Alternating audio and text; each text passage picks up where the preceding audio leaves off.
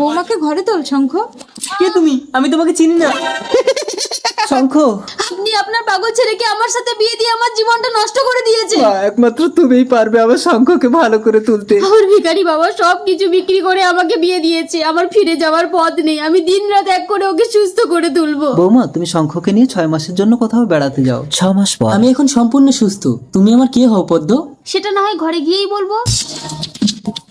এই মেয়েটাকে আমার ভীষণ ভালো লেগেছে। তুমি কথা আল্লাহর ছবির জন্য তো সবাই লাইক সাবস্ক্রাইব করে। দেখি আজকে মা বাবাকে কয়জনে ভালোবাসে। যদি মাকে ভালোবেসে থাকো ভিডিওতে লাইক দিয়ে চ্যানেলটা সাবস্ক্রাইব করে দাও। আর যদি দুজনকে ভালোবেসে থাকো কমেন্টে আই লাভ ইউ বাবা মা লিখে যাও। লাইক সাবস্ক্রাইব না করলে বুঝবো তুমি তোমার বাবা মাকে ভালোবাসো না। বলে আমার সাথে সেট করে দাও না পদ্ম।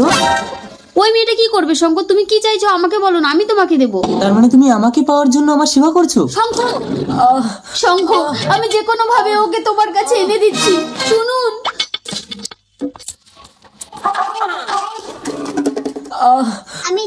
তুমি রাজি? চলো আমি তোমাকে বিয়ে করে বাড়ি নিয়ে যাবো।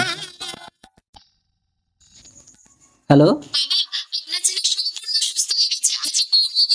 এই কই কই শুনছো?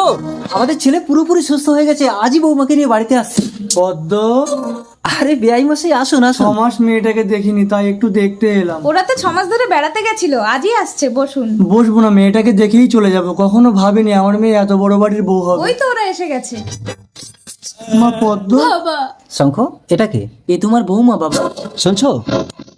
বাবা, তোর বউ থাকতে থাকতে তুই আবার বিয়ে করেছিস? কে বৌমা? পদ্মা তোর বিবাহিত স্ত্রী।